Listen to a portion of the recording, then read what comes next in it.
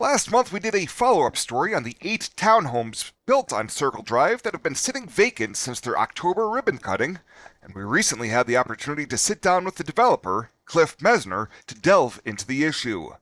He says his company has been doing housing developments across the state for 30 years, and says he's seen similar wait periods for homes to begin selling. I went for 11 months without having a sale in Aurora, and then had 3 sales in 1 week and 2 the next week. And now I have 3 of them that are trying to buy units, and they're all sold. And all the other units that we built across the state are all sold, but it all takes a while to get started. He also noted it costs more for new construction here in the Panhandle than it does in the eastern half of the state. And I think there's several factors that go into that. One is you don't have as robust housing industry.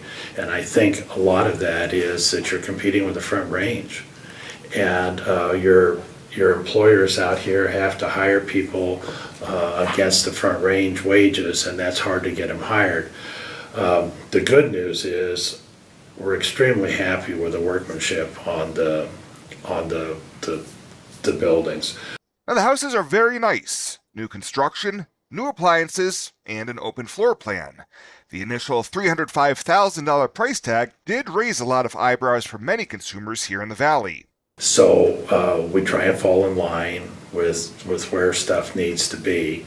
And often, I mean, honestly, the case is that in virtually every community we're going to now, the communities are finding some way to buy down the cost, Scottsbluff included, because we have to do that. But we don't want to buy it down any farther than the community has to buy it down.